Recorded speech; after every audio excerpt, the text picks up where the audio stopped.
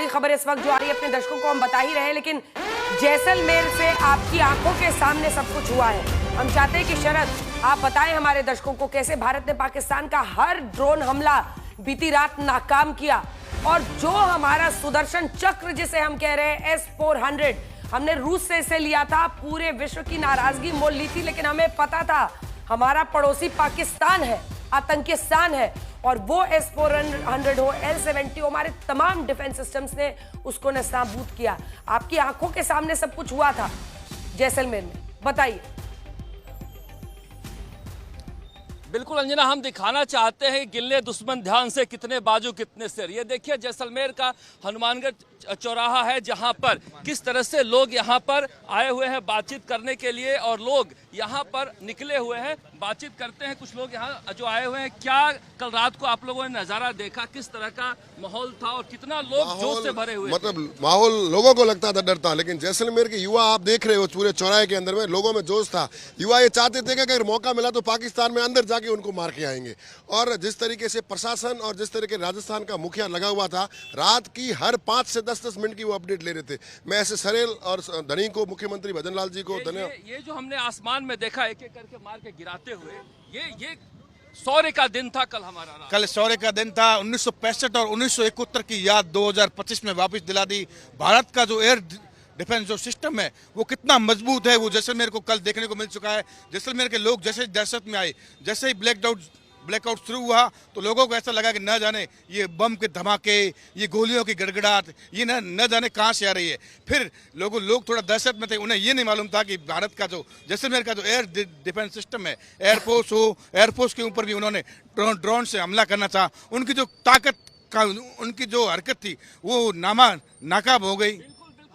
जैसलमेरी अंदाज है, और देखिए किस तरह से यहाँ पर लोग जो है नारेबाजी कर रहे हैं। और ये एक अफसोस है लोगों का, देखिए अंजना, कि सिंध को हम क्यों छोड़ दिए थे 65 और 71 में। जो आप बात कह रही थी कि बदला हुआ ये भारत है, जहाँ पर जयशंकर को सलाहकार नहीं चाहिए, दोस्त चाहिए। अभी तक लोग अफसोस कर रहे हैं कि आखिर क्यों हमने 65-71 में कराची तक जाकर और वहाँ पर ताशकंद और शिमला जैसे समझौता करने के बाद हम छोड़कर आ गए थे। वो जज्बा जैसलमेर के लोगों से मैं बातचीत करता हूँ तो कहते हैं कि इस बार नहीं छोड़ना है, इस बार किसी के भी सलाह की जरूरत नहीं है। और इसीलिए जब वहां अमेरिका का वाइस प्रेसिडेंट कहते हैं कि हमारा काम नहीं है पाकिस्तान से, तो समझिए कि इस बार भारत पहले वाला भारत नहीं है, किसी देश की जरूरत नहीं है।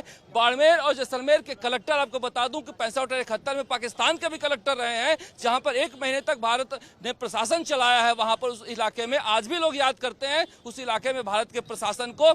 और ये जो इलाका है, सरहदी इलाका, बीकानेर के ठीक सामने ये बहावलपुर का इलाका है अंजना, वहां पर जैश के हेडक्वार्टर को नेस्तनाबूद किया गया था। वो बौखलाहट थी।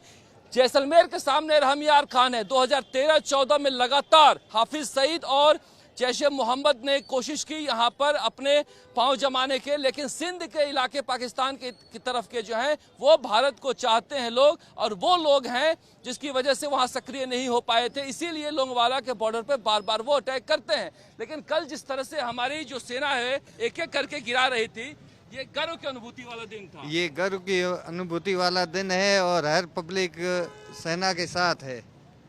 मैं आर्मी सेना को बहुत बहुत धन्यवाद कहता हूँ जो उन्होंने मुंह तोड़ जवाब दिया। और माता की जय, माता की जय। देखिए ये हनुमान चौराहा है और जैसलमेर का, और बीती रात जिस तरह का दहशत फैलाने की कोशिश की अंजना, पाकिस्तान ने कितना मुंहतोड़ जवाब दिया भारतीय सेना ने। और देखिए सुबह सुबह कितनी बड़ी संख्या में लोग अपने घरों से बाहर निकले हैं। और कल रात को भी मैं देख रहा था, कोई डर तो कोई नहीं रहा था। हर जी सैनिक के साथ, सैनिकों के साथ हम बहुत सुरक्षित है। बिल्कुल, जिस तरह से हम बॉर्डर इलाकों में अंजना हम घूम रहे हैं, लोग कह रहे हैं कि हम गांव खाली नहीं करेंगे। 71 और 65 में भारत सरकार ने हमें हथियार दिए थे, हथियार दो और हम लड़ेंगे भारतीय सेना के साथ। ये जज्बा है भारत के लोगों में। इसी जज्बे की वजह से 65 और 71 में हम घर में घुसकर उन्हें मारकर आए थे।